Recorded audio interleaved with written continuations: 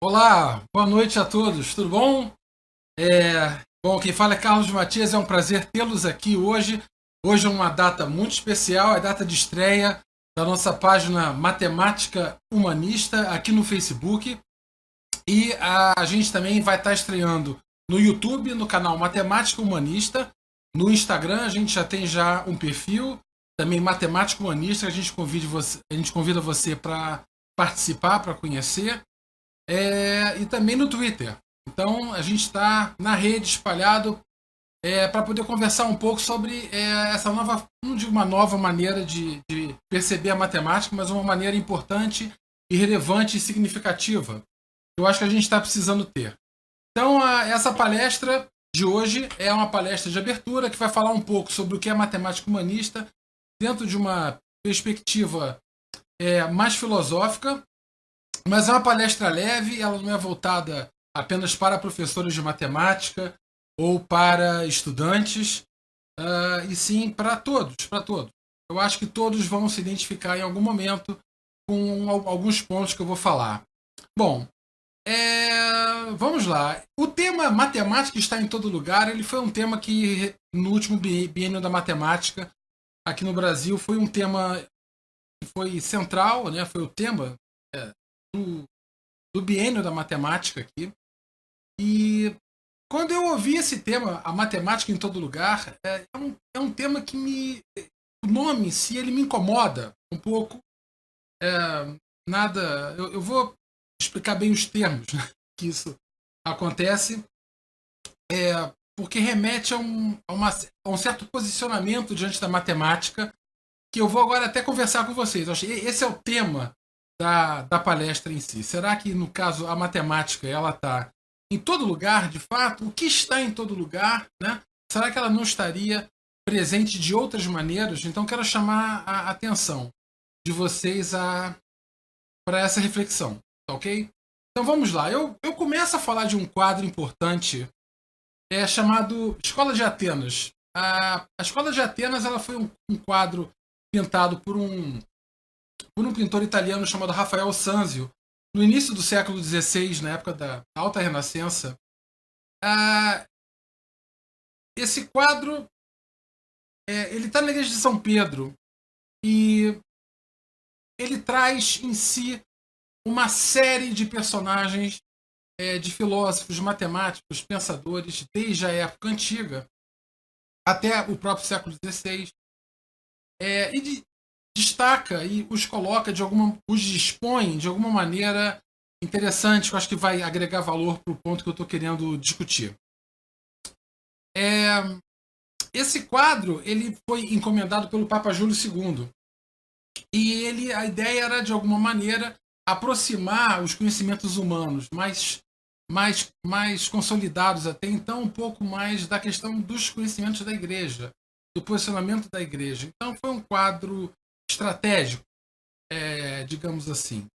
O ponto que, como esse quadro pode ser útil para minha fala, eu primeiro destaco o que está no centro desse quadro. Eu vou colocar aqui, eu vou até sair da frente um bocadinho. Vou sair da frente um bocadinho, para vocês verem. Então,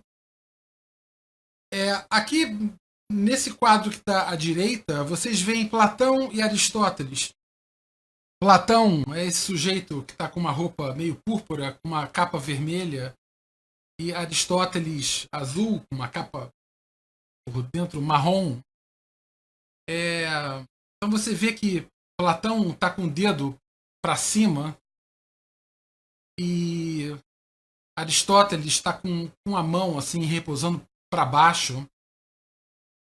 Deixa eu voltar aqui para poder mostrar para vocês.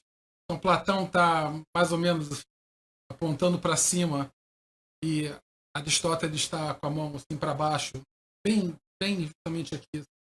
Aristóteles, Platão. No caso, qual é o ponto que eu quero colocar? Quer dizer, Platão ele foi um filósofo grego fundamental, foi inclusive professor de Aristóteles, que ele tá segurando um livro chamado Timeu. Nesse livro é um diálogo importante que Platão trata um pouco da natureza do mundo e do homem.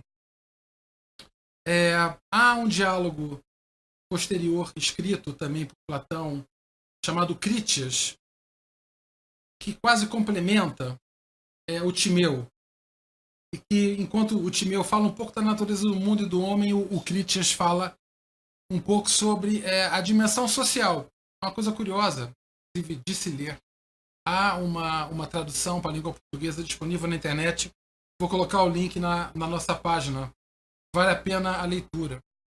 E, enfim, Platão, ele, com o dedo para cima, ele está apontando um pouco essa imagem significa para o entendimento de que há um mundo externo, um mundo de verdade, a verdade, o mundo mais das aparências, ele não é um mundo tão verdadeiro, né? O mundo, a verdade, ela está em algum outro lugar, no mundo ideal, no mundo das ideias. Por isso ele está apontando para cima, né? Rafael, quando pintou Platão com uma roupa púrpura, uma capa vermelha, porque representando o púrpura, o ar, e o vermelho, o fogo, que são elementos que não têm massa, não tem. Enquanto Aristóteles, por sua vez, aqui ele está de azul e marrom, que são as cores da água e da terra. Então, de alguma maneira, Aristóteles fala, não, vamos prestar atenção às coisas de cá. Aristóteles também está segurando um livro que se você olha aqui, está segurando um livro bem aqui, dá para ver, é a Ética, a Nicômaco, aonde ele trata fundamentalmente da questão da virtude, mas não no ponto de vista cristão, como a gente entende, mas no ponto de vista mais ligada ao compromisso da prática, ao que nós fazemos aqui, ao esmero, ao comprometimento do que nós fazemos. Então, a contraposição que Rafael coloca nesse quadro é entre uma posição ideal da verdade do mundo, né, externa, a priori, do homem, e Aristóteles aponta para algo um pouco mais terreno, para o sensível, para o atual, o físico, né? E o quadro, isso é uma coisa curiosa, porque o quadro, a escola de Atenas, se vocês olharem aí bem, se você dividir no meio, o lado esquerdo tem vários pensadores, como Pitágoras, por exemplo, que se aproximava mais desse posicionamento mais ideal. Enquanto do lado direito do quadro, você vê Euclides, eu vou até mostrar para vocês aqui, que ele no quadro tem um posicionamento um pouco mais prático, mais construtivo. Eu vou aqui mostrar. Aqui em cima, circulado em vermelho, você tem Apolo, o deus do sol, da música, da poesia, que são, digamos assim, estariam em princípio numa dimensão mais ideal. E já do lado direito você vê Atena, né, deusa da guerra, da sabedoria, algo um pouco mais conectado ao mundo humano, né? E embaixo você vê nesse grupo, ali no meio, talvez esteja um pouco pequeno, mas tem Euclides desenhando no chão com um conjunto de estudantes ao redor. Então é algo assim curioso de ver como que esse dilema, digamos assim, ou essa contraposição, essa divisão, essa percepção entre o ideal e o mais ligado à experiência individual, como isso está desde a época antiga bem posta, como sendo posicionamentos filosóficos bem distintos. Eu acho que esse é o ponto que eu quero abordar na minha fala, né? A matemática em todo lugar, ideal, contemplativa, externa, ou algo um pouco mais ligado à experiência. Então esse é o ponto que eu quero abordar. Vamos seguir. Então, o que eu fiz, cara? A matemática está em todo lugar. Aí eu usei a internet para fazer uma pesquisa. Juro, eu entrei no Google, coloquei matemática, cliquei em imagens e vi as imagens que apareciam para mim. E, curiosamente, as imagens que apareceram para mim, eu estou mostrando algumas delas aqui em cima. E tem outras elas são imagens de fórmulas, de coisas desenhadas em algum lugar, sabe?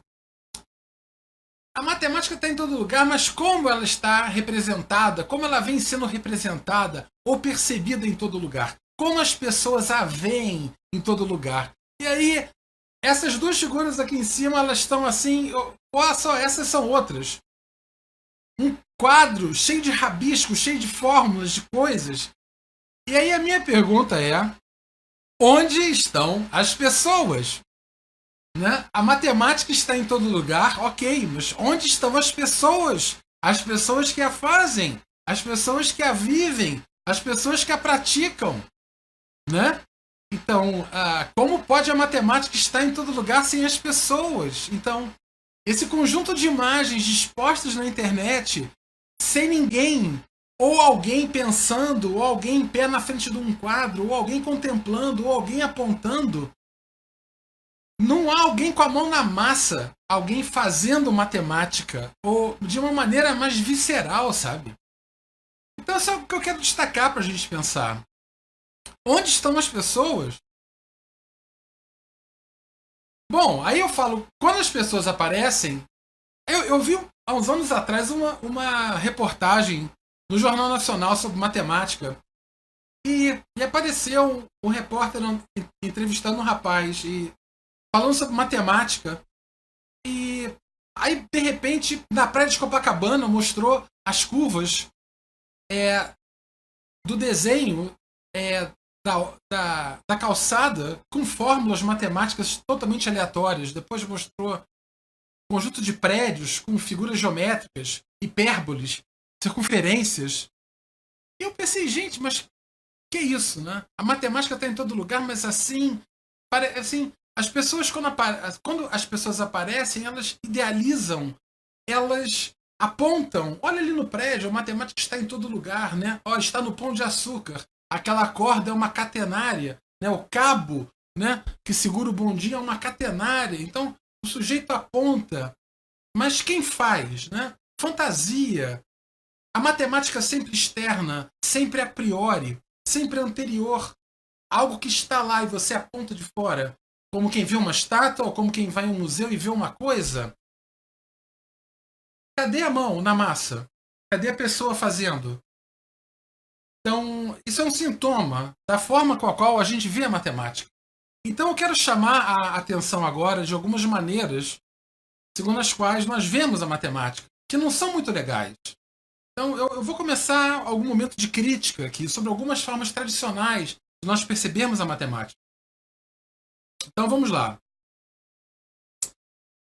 Bom, matemática está em todo lugar. Então, nós temos certas fixações, certos slogans. Quando nós queremos mostrar a matemática em todo lugar, nós acabamos colocando-a sempre em alguns exemplos. Olha, sabia que a matemática está na Mona Lisa? Ou sabia que a matemática está no frontão do Partenão? E aí vem o número de ouro, aí vem a razão áurea, aí você mostra o girassol. Mas você não mostra uma costureira que usa matemática no dia a dia? No trabalho, você não mostra matemática. É uma matemática longínqua, uma matemática estética, e que o artista ele não usou nos termos que a gente colocou. Quando a gente pensa na Mona Lisa, quando a gente pensa no Pó Paternão, não houve o cálculo não se deu nessa forma. É uma orientação, quase que um posicionamento filosófico de encaminhamento prático. Não é algo medido à régua, é algo cultural, é algo filosófico. E a gente tem uma certa fixação, chega a ser um fetiche sobre essas coisas, estão em todo lugar. Esses exemplos estão em todo lugar. Né? Outra coisa que está em todo lugar, quando você fala em matemática, você fala das pessoas que fazem matemática. As pessoas que fazem matemática, você vai falar de sujeitos que foram expoentes nas suas épocas. Descartes inventou a geometria analítica. Gauss, né, ele conseguiu calcular a soma dos termos de uma PG rapidamente, de uma maneira super engenhosa. Né? Galois está aqui, né, escreveu um trabalho genial na noite anterior, né, a um duelo em que ele foi morto. Então sempre tem uma história fantástica, né, alguém genial, alguma história especial. De alguma maneira, quando nós falamos de pessoas que fazem matemática, sempre são expoentes especiais, pessoas que tiveram alguma prática surpreendente em comum. Isso, de alguma maneira, ainda que não seja o desejo, mas de alguma maneira isso reforça uma percepção elitista da matemática e acaba gerando uma certa percepção de que o sujeito tem que ter dom, de que pessoas inteligentíssimas, pessoas geniais fazem matemática. Né? A gente vai falar um pouco mais sobre isso. Né? Quer dizer, essas histórias que se contam e como a gente isola as contribuições de cada um em um parágrafo de um livro de história da matemática, isso é algo que é tão superficial e tão pobre em termos de como revelar uma matemática humana, uma matemática real, feita pelas pessoas, para as pessoas. Né? Bom,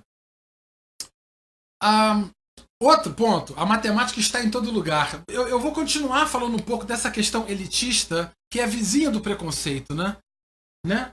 O elitismo, ele é vizinho do preconceito. E, bom, eu prometi que eu não ia falar da minha mãe, eu ia não botar o nome dela aqui, mas eu chamei ela de Maria, mas a minha mãe se chama Sueli. Mas eu lembro de um caso de que perguntaram para minha mãe assim, Maria, Sueli, né? O seu filho está fazendo faculdade de quê? Aí a minha mãe respondeu, matemática. Né? Aí a pessoa que estava falando com a minha mãe falou, matemática? Nossa, ele deve ser tão inteligente. Né? Pessoas que fazem matemática devem ser inteligentes. Né? Que inteligência? Que visão pobre de inteligência é essa? Em que termos eu sou mais inteligente que um poeta, ou que um músico, ou que um pedreiro, ou que uma costureira, ou que um... Enfim, o que... Veja, inteligência não tem a ver com o que eu faço, mas sim como eu faço, como eu me posiciono diante do que eu faço. Então, essa visão, essa percepção de inteligência ligada à matemática é terrível. Claro que os matemáticos acham ótimos, né? Ganham um elogio de graça, só por falar na sua profissão. Mas a gente tem que abolir isso, porque isso é horroroso. Tá certo? Isso é horroroso. Outro ponto. João, você gosta de literatura ou de história? Aí o João responde, não, eu faço matemática. Quer dizer, a matemática, de alguma maneira, ela se coloca numa região de fronteira, quase que sobre uma fratura, né, entre as ciências exatas e as ciências humanas. Né? Isso é uma coisa estranha e indesejável na minha forma de ver. Todas as ciências são humanas. Todas foram feitas por nós. Todas. Inclusive a matemática. Todas as ciências são humanas. O que a gente tem que discutir é qual o significado da palavra exato. O que a gente entende por exatidão. Esse conceito é variável no tempo. É variável ao longo da história. Se você olhar no século XVI, o entendimento é um. No século XVIII é outro. E hoje, certamente é outro com as tecnologias computacionais. Então a gente tem que discutir o que é exato. Né? Bom, vamos continuar. Então, a matemática está em todo lugar. Bom, a dificuldade de conectar o que está lá com o que está cá. Então, nesse mundo bipolar, maniqueísta, de ver a matemática lá fora, a priori, a matemática pura, o objeto matemático, o conteúdo matemático, independente do homem, e você olhar o que está cá com o que as pessoas fazem, gerou uma queixa dentro das escolas, né, no sistema educacional, nas universidades, de que a matemática tem que ser conectada ao cotidiano, tem que ser conectada à vida. Então isso é algo desejável, conectar a matemática com a vida é algo desejável. Isso foi sendo encaminhado e assim com muito vigor, né, virou uma demanda que realmente está em todo lugar, em termos de currículo, em termos de tudo. A matemática cotidiana tem que ser destacada, mostrar qual o significado da matemática ligada ao cotidiano da pessoa, do estudante, etc. O que acontece é que a gente tem que tentar entender que, por exemplo, a partir do século XVI, você começa a álgebra, por exemplo, ela começa a ter certos encaminhamentos dentro da matemática que se dão sobre objetos da própria matemática. Você acha que o início assim, da matemática italiana, os matemáticos italianos do século XVI, eles começam a encaminhar práticas de matemáticas onde o contexto inicial era matemático em si, quer dizer, era uma matemática feita sobre objetos matemáticos. Não era uma matemática feita sobre questões mais imediatas, ligadas a consumo ou a comércio de alguma maneira. Então há, dentro da matemática, diversos objetos e conceitos e conteúdos, digamos assim, que foram criados sobre outros objetos matemáticos. Então a gente tem que entender, quando a gente fala contexto, a gente não pode ser muito duro e entender contexto como algo que está ligado ao cotidiano mais imediato de todas as pessoas, né? Senão a gente acaba forçando uma barra e acaba criando coisas que estão em todo lugar hoje, em provas de concurso, em exercícios de listas na escola, coisas do tipo. Maria estava andando e encontrou um papel no chão. Quando Maria olha o papel, um exercício de polinômios. Vamos ajudar Maria a resolvê-lo? Meu Deus, né? Isso é contextualização ou isso é um pretexto para você trazer em pauta alguma fatoração que você vai pedir para o seu estudante fazer? Isso não faz sentido. Isso é muito artificial. Isso não é contexto, é pretexto. Né? Ou então, João estava descascando o abacaxi e percebeu na casca que havia hexágonos regulares. A soma dos ângulos internos de um hexágono é... que é abacaxi, né? Isso é um abacaxi de fato. Então o ponto é, essa demanda muito intransigente, dura, sobre a contextualização mais imediata da matemática acaba gerando deformidades nesses termos. E estão em todo lugar. A gente tem que evitar. Há muita matemática real e cotidiana que a gente não aborda. Isso é que é mais triste. E outras que por vezes estão relacionadas a assuntos mais abstratos, a gente força a barra, enfim. Então a questão é diferenciar contexto de pretexto. Vamos seguir. Bom, isso é um ponto importante, eu quero falar rapidamente sobre isso. Algo que está em todo lugar. A escola tem os seus meios, ela tem a sua matemática, ela tem os seus recursos, os seus métodos, as suas ferramentas. E em muitos casos ela força uma barra e ela constrói problemas e contextualiza problemas de uma certa maneira que eles possam ser resolvidos por aquelas ferramentas que a escola tem disponível. A escola, por vezes, evita certos tipos de problema que não podem ser resolvidos, ou até que podem, mas que dificilmente seriam resolvidos mais rapidamente pelas ferramentas disponíveis. Então, eu vou dar um exemplo agora de algo que é clássico e muito comum. Eu vou ler rapidamente, eu imagino que vai ficar pequeno para quem está com o celular, mas vamos lá. Numa partida de futebol, um jogador bateu uma falta. Olha isso. A trajetória da bola pode ser descrito pelo gráfico da função f, definida algebricamente por f de x igual a menos 2x² mais 6x, sendo f de x a altura atingida pela bola e x o seu deslocamento horizontal. Nesse caso, a medida máxima da altura atingida pela bola em metros é... Ou seja, o problema da fórmula de uma... A expressão algébrica que define uma função, o gráfico dessa função é uma parábola. Essa definição algébrica gera um gráfico que é uma parábola côncava para baixo, que daria a trajetória da bola.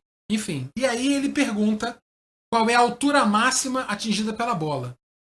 Isso me choca um pouco, porque eu queria saber o seguinte, o jogador de futebol, ele certamente não pensa em f de x igual a menos 2x2 mais 6x quando vai bater a falta.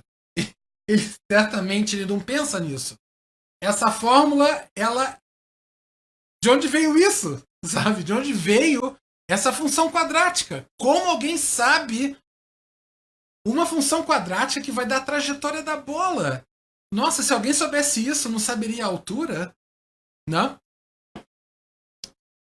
Então, desculpe. Então, alguém que conhece uma fórmula dessa não conheceria a altura. Gente, isso é uma coisa absurda. A gente tem que discutir isso melhor, né? O que está em caso aqui verdadeiramente na prática, caro aluno, por favor, aplique a fórmula da ordenada do vértice da parábola, é o y do vértice, menos delta sobre 4a, faz a sua continha, responde e parabéns. Entendeu? Você vai para a universidade, você vai para onde você for, e alguém vai falar que isso é uma aplicação da matemática. Isso não é uma aplicação da matemática. Isso é um engodo. Tá certo? Eu vou falar sobre isso agora. Que engodo é esse? Aí o professor, depois de propor um problema cretino desse, ele pega o GeoGebra ou outro software qualquer e faz gráfico, desenho de gráfico de função. E aí coloca essa função e faz o gráfico. Olha, o gráfico é esse daqui. Esse problema eu peguei na internet. Tá? E aí, quando eu olhei esse gráfico, eu já fiquei doido, porque a parábola ela sai do zero. A bola sai do zero e vai até o 3. Quer dizer, a bola andou 3 metros. O cara bateu a bola como se quisesse. Quando alguém bate uma falta, a bola sobe e cai 3 metros depois. Quer dizer, o cara que fez o problema, ele nem pensou nisso, né? Mas aí você aplica a fórmula, viu? 4,5 metros. E aí você usa o software, você usa o GeoGebra simplesmente para certificar algo que você poderia fazer no quadro. Ou seja, usar o GeoGebra não quer dizer patavinas, não quer dizer nada. Se o uso que você faz é uma mera transposição da chatice ou da caretice que você faz no quadro. O GeoGebra ou qualquer software, ele não significa nada sem você ter uma análise criteriosa e interessante do uso desse software. Esse é um uso meramente certificação. É como ver um filme. Não é legal. Bom, que chute é esse? Agora, o ponto que eu quero chamar a atenção é alguém que... Se alguém... Ok, eu quero saber qual é a função quadrática que tenta modelar a trajetória descrita pela bola nesses termos apresentados pelo problema. Digamos que eu queira isso. Bom, uma função quadrática, ela é f de x igual a x2 mais bx mais c, certo? Então, para eu poder determinar unicamente A, B e C, eu preciso de 3 pontos pelos quais essa parábola passa. Ou seja, 3 pontos onde a bola estava. Eu preciso saber as coordenadas de 3 pontos da bola. Então, normalmente, o primeiro ponto é a origem. A gente considera a origem como sendo a origem do eixo cartesiano. Isso faz com que o C da parábola seja 0.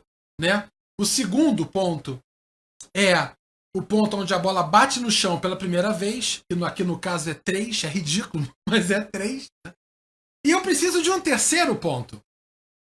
Bom, o terceiro ponto, como eu peguei os 2 pontos primeiros que estão no chão, no início e na chegada, o terceiro ponto, a bola vai estar no ar. Ou seja, para eu saber a expressão algébrica da função quadrática, tá certo? Eu preciso saber a posição da bola em algum ponto em que ela está no ar. Só que para eu saber disso, eu preciso saber a altura da bola em algum lugar. Mas ora, eu dei essa fórmula para você calcular a altura da bola. Mas para eu ter essa fórmula, eu preciso saber calcular a altura da bola. Ou seja, o que eu estou dando para você responder ao problema pressupõe você saber o que eu estou perguntando. Ou seja, querido, é um engodo mesmo. É uma farsa retumbante. Tá? Não é aplicação nenhuma. Você dar essa função é algo, além de artificial. Às vezes, eu já fiz isso como professor. Tá? Em alguma experiência que eu tive na escola, eu apliquei esse tipo de problema. Não foi por mal. Eu não sabia. Mas, de toda maneira, foi um engodo, na melhor das intenções. Bom, Outra coisa que está em todo lugar. Quando você olha a matemática ideal, perfeita, inteligência, então, a inteligência é o que? É o cara que faz a conta de cabeça, é o cara que tem uma ótima capacidade de fazer cálculos mentais, tal. Eu coloco aqui um desenho de um grande amigo querido que eu não vejo há muito tempo, chamado Wayne Jr. E ele mostra. Eu acho que tem vários matemáticos me assistindo aqui. Certamente vocês já quando foram num restaurante com os amigos, comer, tal, fazer algum lanche, etc. Chegou no final, o pessoal, sabendo que você é matemático, falou assim: pô, fulano, você que faz matemática, diz aí pra mim, quanto cada um vai ter que pagar a conta? Faz a conta aí do quanto cada um tem que pagar. Você não é matemático? E essa visão da matemática como sendo o cara que faz a conta, né? Aí você pega o celular para fazer a conta de quanto cada um vai ter que pagar. As pessoas olham para você com estranheza. Ué, você tá pegando o celular? Por quê? Você não é matemático? Sabe? Ou seja, é uma coisa.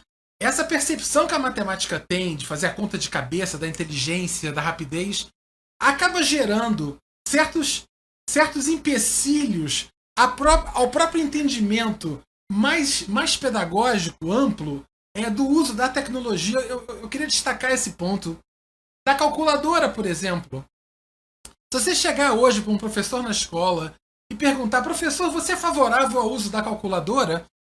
Ele vai responder: não, claro que não. Meu aluno não sabe tabuada, calculadora inibe o cálculo mental, eu sou contra a calculadora. Eu sou contra. Olha, nós não podemos usar calculadora no Enem, nem nos concursos. Os alunos têm que aprender a se virar sem ela. Bom, a questão é, o que significa usar a calculadora? Usar a calculadora significa dar a calculadora para o aluno e fazer isto, deixar ele. Ou usar a calculadora pode ser algo direcionado, ligado a uma metodologia, com regras, com pontos, com objetivos de aprendizagem a serem alcançados. Esse é o meu ponto. Olha só, isso daqui é um apresentador desses de PowerPoint, esse pointer. Vocês sabiam que isso daqui provoca surdez? Sim, é verdade. Se eu enfiar isso no meu ouvido, eu fico surdo. Então vocês entendem o meu ponto? Não há como você fazer uma análise de um objeto por um mau uso que você possa ter. O que você deve fazer é discutir qual seria o bom uso. Deixa eu dar um exemplo para vocês sobre a calculadora. Vamos imaginar que uma calculadora que eu tenho caiu no chão. Praf, se espatifou. A brincadeira que eu vou fazer com você agora. Eu tenho uma calculadora e ela se espatifou. E as únicas teclas que ainda funcionam são essas que estão aí na tela, aqui, tá? O 8, o 3, o vezes, o menos e o igual. Aí eu pergunto a vocês o seguinte: você que está me vendo, consegue, apenas apertando essa tecla, essas teclas daí, só essa, você consegue fazer aparecer o número 1 na tela da calculadora? Então, por exemplo, aperta 3 vezes 3 igual 9, né? Menos 8 igual 1. Beleza? Fiz aparecer o 1. Agora, você consegue fazer aparecer o 2? Vamos lá. 8 menos 3 igual. Aparece um 5. Menos 3 igual a 2. Maravilha. Você consegue fazer aparecer um 3? Aperta o 3. Apareceu o 3. E o 4? Você consegue fazer aparecer o 4? Dá uma olhadinha aí. Agora. Eu vou dar um tempo para você.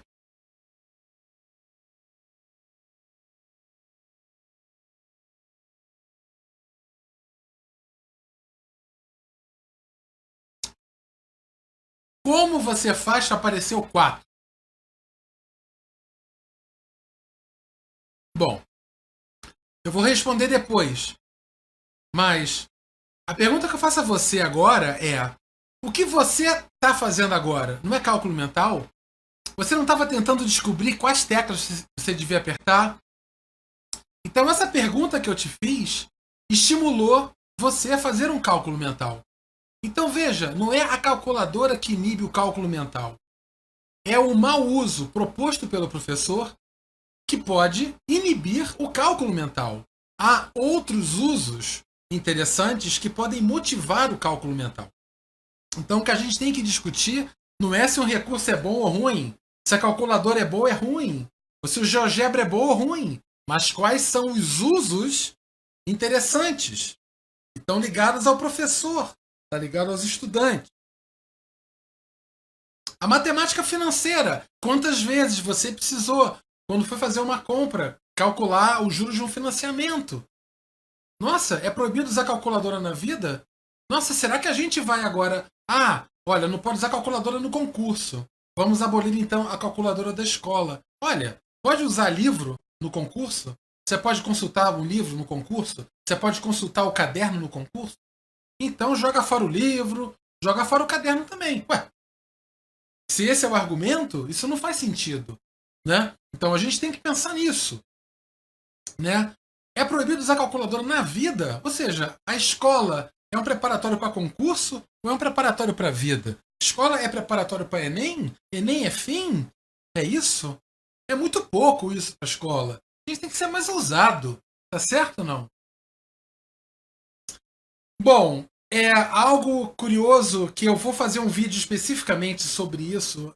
Na universidade, particularmente, muitos professores e colegas da universidade confundem matemática com a sua apresentação formal. Isso é uma coisa complicada. Você confunde um teorema com a sua demonstração. Ou você confunde um conceito com a sua definição. Então, quando alguém confunde a matemática com a apresentação da matemática, você acaba tendo uma certa deformação da sua percepção. Porque, veja, a universidade ela não se importa com nada que vem antes da definição. Né? As aulas, olá, Alston, tudo bom? Hoje nós vamos estudar espaços vetoriais, hoje nós vamos estudar funções contínuas, hoje nós vamos estudar, né? Enfim. E aí a aula começa por uma definição. Eu vou estudar espaços vetoriais. Então, você faz um rápido preâmbulo e você definição, você define o espaço vetorial. Ou seja, a definição ela está localizada no início da sua apresentação formal. No entanto, a definição, apesar de estar no início, né, da apresentação formal, ela, na realidade, ela está no final do processo de gestação daquele objeto matemático. Veja, vou tentar entender. Isso é uma coisa importante. Um objeto matemático ele é construído pela necessidade, pelos pontos que você deseja alcançar. E você constrói um objeto matemático para atender aquilo que você busca. E depois que aquele objeto está totalmente desenhado, é quando você efetivamente o define. Ou seja, a definição está muito mais para atestado de óbito do que para certidão de nascimento. A definição ela dá o nome. É como fosse a certidão de nascimento de uma criança. Né? A criança não nasce na certidão de nascimento. A certidão de nascimento é um documento que sinaliza o início daquela criança, né, enquanto um ser social, né, mas não como um ser vivo. Quer dizer, o parto, né, ele é o término da gestação. Né? Então, ou seja, a definição ela é, de uma certa forma, um parto. O ponto é que a gente nunca fala da gestação. A gente nunca fala na universidade sobre o que acontece antes da definição. Por que um objeto matemático foi definido daquela maneira? Por que ninguém fala sobre isso? Isso é um problema incrível. Por que é um problema incrível? Porque a pergunta que os alunos mais fazem, e aí os professores que estão aí me assistindo vão concordar comigo, professor, isso serve para quê? É claro, eles vão perguntar isso. Por quê? Porque a definição, ela apenas dá o nome, ela não mostra o verbo.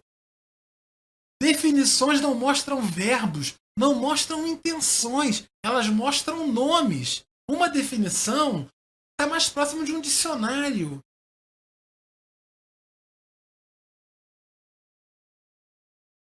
O ponto é, tanta coisa ruim que eu falei, né, da matemática, a matemática está em todo lugar, falei tanta coisa amarga da matemática, mas o ponto que eu quero chegar para vocês, é o ponto da minha fala, é o seguinte, querido. O ponto não é se a matemática está em todo lugar ou não. O ponto é qual matemática que nós queremos que esteja em todo lugar. Esse é o ponto. Cara, que horas são? Essa foi a coisa mais importante que eu falei na palestra. É a coisa mais importante que eu vou falar. Não importa saber onde a matemática está, mas assim, qual matemática a gente quer ter. Aí eu pergunto, a gente quer ter uma matemática que é excludente de início, que é extra-humana, que é a priori, que é inumana, que está lá em cima, que não se relaciona com você, que prega por uma visão elitista, de inteligência estreita, uma inteligência operacional, o cara que faz conta rápido, né? Uma caixa de palitos de fósforo que cai no chão, né? Que nem no Rain Man, né? Aquele filme lá, o Dustin Hoffman, ele olha pro chão e fala quantos palitos tem no chão. Nossa, esse sujeito é um gênio, o cara é inteligente, né? Que inteligência é essa? Que visão pobre, estreita de inteligência é essa? Né? Uma matemática que está numa fratura entre um entendimento pífio de exato, né? Desarticulado do que é humano. Você não... História e matemática são coisas diferentes. Isso é ridículo. Matemática é história viva. Matemática é história pura, né? Então, e aí você chega na universidade, você cria, gera uma cultura maniqueísta que se propagou para os cursos de licenciatura e formação de professores. A universidade hoje e as pessoas do senso comum amam ou odeiam a matemática. E é difícil achar alguém que ache mais ou menos a matemática. Como acham geografia? Se você perguntar para alguém, você gosta de geografia? Muitas pessoas vão responder, mais ou menos. Mas isso não é uma coisa que os meus queridos amigos geógrafos têm que ficar chateados comigo. Não! Talvez isso seja o maior mérito da geografia. Porque a geografia é tão vida, mas tão vida, mas tão vida, que ela acaba se colocando no equilíbrio, no meio das coisas que nós fazemos todo dia. É onde mora o mais ou menos. É onde mora todas as pessoas. O gênio, o não gênio, dom, não dom, o tom, não tom. Vocês entendem? É um sintoma. Pessoas amam ou odeiam a matemática porque nós estamos estamos ensinando as pessoas a odiarem a matemática ou a amarem aqueles poucos 3, 6, 5, 10 pessoas que têm certas características e só elas se destacam em matemática, né? Na universidade, a gente tem um problema de bacharelado com licenciatura, uma fratura entre a matemática pura e a educação matemática, né? Acaba sendo um jogo de poder, um jogo de política dentro da universidade. Isso não tem que acontecer, né? São cursos de formação, somos todos colegas, somos parceiros, né? O curso de licenciatura é tão importante quanto o curso de bacharelado, né? A gente tem que conversar, aprender uns com os outros, né? E essa questão da ditadura do currículo, essa coisa do objeto matemático seco e árido que a universidade propõe, acaba gerando uma visão pífia de currículo ligado ao conteúdo. E isso é uma coisa que eu vou falar com vocês na minha próxima palestra, que vai ser em novembro, aqui no Facebook também, sobre a Base Nacional Curricular Comum, currículo e a matemática humanista. Esse foi o tema mais votado e eu vou estar falando com vocês sobre isso. Bem legal. Vamos lá. Alguns mitos e questionamentos sobre a matemática. Eu já estou chegando no fim da minha fala. A matemática desenvolve o raciocínio? Isso é um dos slogans. Desenvolve o raciocínio matemático. Escrever uma poesia desenvolve outros raciocínios. Jogar bola desenvolve outros raciocínios. Escrever um texto. Nossa! Tudo a gente raciocina. Usar a cabeça, processos cognitivos, afetivos, emocionais, está em tudo que nós fazemos. Tudo. Então, falar que a matemática desenvolve o raciocínio, desenvolve o raciocínio lógico dedutivo, matemático, ok, porque você vive esse tipo de raciocínio corriqueiramente. Mas esse é o único tipo de raciocínio que há? Matemática é para aqueles que têm dom? Não. Matemática é para todos. E é de todos, até porque todos nós fazemos, quer queiramos ou não. Todos nós falamos, todos nós. Nossa, fazemos matemática diariamente.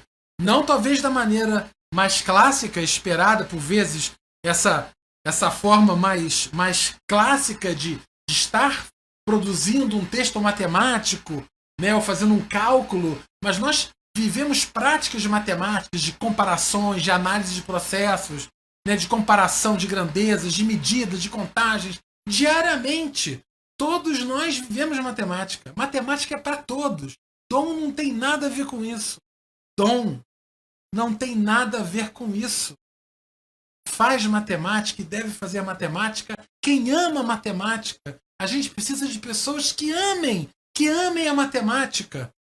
É isso que a gente precisa. A gente não precisa de dom. Dom uma ova. Matemática é para todos. Todos. Todos. Tá certo? 99% das pessoas que fazem matemática hoje, que trabalham com matemática, não são gênios nos termos que as pessoas chamam gênios de gênios. E são elas que levam a matemática no Brasil e no mundo. Não são gênios. Então, você tem que fazer o que você gosta, independentemente de alguém falar que você tem dom ou não. Outro ponto, a responsabilidade em torno da formação matemática da população, agora falo de todo mundo, perpassa apenas a detecção e a formação de cientistas e matemáticos, de possíveis pessoas com dom. Quer dizer, e as pessoas que têm aversão à matemática, que aprenderam a odiar matemática na escola, que não conseguem minimamente, que não se enquadram na figura do dom. Qual é o processo, qual é a iniciativa nacional que nós temos para gerar uma reconciliação? O ponto que eu quero trazer é esse. Quais são as políticas de reconciliação com a matemática para as pessoas que não conseguem transitar por ela? Ok, para as pessoas que têm dom, que têm talento, que adoram matemática, tem a UBMEP, que é uma grande iniciativa importante em larga escala, fundamental, importante, para falar a verdade, a única iniciativa nacional em larga escala sobre matemática, louvável e fundamental. A gente precisa hoje de uma política em larga escala também de reconciliação, de divulgação da matemática para pessoas que não gostam, para pessoas que aprenderam a odiar. Então, a matemática humanista, essa página aqui, ela vai ser uma página que vai ter um grupo especificamente voltado para esse público, de reconciliação. Veja, não é matar o monstro que todo mundo, que algumas pessoas têm da matemática, mas fazer com que as pessoas domestiquem esse monstro, seja um monstro domesticado. E aí eu estou agora parafraseando o meu amigo Rômulo Lins, falecido algum tempo atrás, que está lá curtindo aí a palestra. Um abraço para o Rômulo, que escreveu um texto, Monstros e Significados, um texto muito interessante, inspirado na pedagogia dos monstros. Vou colocar também o link também aqui na nossa página. Essa importância da gente transitar com os nossos medos e conviver diariamente com isso, né? Então, outro ponto importante, seriam as práticas matemáticas escolares as únicas a constituírem o corpo cultural chamado matemática, né? Isso é uma coisa interessante, né? Quando a gente fala matemática, eu estou falando de matemática escolar, eu estou falando de matemática da universidade. O que é matemática, né? Então, tem alguns pontos interessantes aí. Então, quais são pontos que nós poderíamos ter, né? Eu queria mostrar para vocês uma experiência que eu fiz com meu filho. Eu fui aqui embaixo, na minha casa. E aí eu peguei... Aquele problema da bola me marcou muito, sabe? E o que eu fiz foi pegar um celular. Eu pedi pro meu filho me filmar. Eu peço para vocês verem aqui. Aquele ali sou eu, agachado com uma bola na mão. E eu joguei essa bola para cima. Eu vou mostrar para vocês aqui. Eu peço que vocês vejam aí. Olha lá, ó. Eu joguei a bola para cima. E a bola, ela fez uma certa trajetória que lembra uma parábola, enfim. E o ponto aqui eu pedi pro meu filho me filmar. E aí o que eu fiz foi, eu peguei várias imagens dessa cena filmada e eu levei para o GeoGebra. Olha só que coisa. E eu peguei 3 fotos. Uma foto em que eu tô no primeiro momento com a bola no chão, um segundo momento com a bola no ar e um terceiro momento quando a bola chega. Então esses 3 momentos, vou sair aqui da frente para vocês verem. Talvez esteja um pouco escuro, mas tudo bem. São 3 momentos. O número 1 é quando a bola está no chão. O número 2 é quando a bola está no ar. O número 3 é quando a bola chega no chão. E eu coloquei no GeoGebra isso. Vou passar aqui na frente. Bom, o que eu fiz foi pegar aquela trena, aquele segmentozinho de 1 metro, a trena de escada de 1 metro, eu coloquei ela no intervalo do GeoGebra, no eixo. E aí o que eu fiz foi determinar as contas, fiz as continhas de qual função quadrática passaria por esses 3 pontos. Então veja, eu não dei a função quadrática. Eu fiz a continha e eu vi que a função quadrática é essa daqui do lado. Olha só que coisa, tá? Não vem muito ao caso agora, mas o ponto que eu quero chamar a atenção de vocês é que imagina um professor indo com seus alunos para a escola e vários grupos fazendo essa experiência, cada um em uma certa posição. Então você tem um efeito paralaxe, né? Você tem um efeito paralaxe, um efeito que tem a ver um pouco com o posicionamento, tem a ver com a altura. Então, esse é um tipo de problema que não tem uma resposta única, né? O que você vai fazer é obter uma estimativa, né, e uma candidata. E você vai tentar confrontar o que você obteve com os dados reais. Tá certo? Então vamos passar rapidamente que o tempo está chegando ao fim já. Então essa foi a função quadrática que eu determinei e esse é o gráfico dessa função quadrática. Olha só que coisa. E aí eu peguei a bola e investiguei fotos onde essa bola pudesse estar. E não é que bateu muito bem, ficou muito próximo. É uma coisa curiosa. Então, olha só que interessante, o uso de tecnologia. Eu estou usando o celular, eu estou usando o GeoGebra, eu não tive custo nenhum, a não ser o GeoGebra, o computador, etc. Mas o GeoGebra não, o celular, né? Então, por exemplo, a altura máxima dada pelo GeoGebra foi 3,6. Isso aí se confirmou pela fórmula depois. Então, é uma coisa curiosa, é um uso interessante de tecnologia. Você pode fazer com seus estudantes, bem diferente do que você dar uma função super artificial, né? Então isso é uma perspectiva muito mais interessante, né? O ponto é que a gente tem que perceber que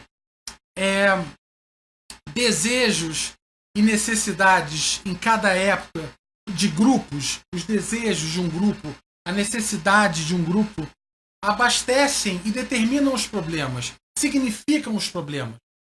Né? Quer dizer, a gente tem que perceber que a matemática foi criada dessa maneira, por desejos de grupos ou individuais, né? Compartilhados, alguns, outros não, às vezes por indivíduos, interesses individuais, outros de grupo, né? Que contextualizaram, que geraram problemas, que mobilizaram pessoas, e ferramentas foram construídas. Né?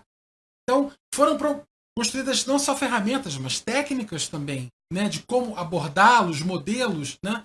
E que viabilizam a obtenção de candidatos à solução, de um entendimento do que poderia ser. Né? Então quando você tem candidatos, né, para a solução do seu problema, você vai confrontá-los com o problema, ver se aquilo que você obteve é suficiente para o que você quer, para aplacar aquele desejo, ou o interesse, o custo-benefício, enfim. Tudo isso são pontos que vão determinar se aquela candidata vai ser eleita ou não como solução do problema. Né? E aí eu falo para vocês, eu chamo a atenção de um ponto relevante, que necessidade e suficiência são parâmetros socioculturais e são variáveis no tempo. O que é necessário em uma época, o que é suficiente em uma época, não é mais em outra. Então, o que é um problema, o que é uma solução de um problema em uma época, pode não ser no outro. Ou seja, a matemática ela é um ser vivo, literalmente vivo. A questão é em qual natureza, em qual a realidade dessa matemática. E a matemática humanista coloca essa realidade é cultural. Ela não está nem lá e nem cá no indivíduo. Ela está inscrita na cultura. Bom, então, a palestra está acabando. Tá na minha hora. Eu queria só falar um pouco com vocês sobre a matemática humanista e a etnomatemática. Tem relações óbvias e muito estreitas. O ponto que eu quero chamar a atenção é que, por exemplo, quais seriam os desejos e necessidades compartilhados por um grupo de agrimensores, por exemplo, ou pedreiros ou costureiros.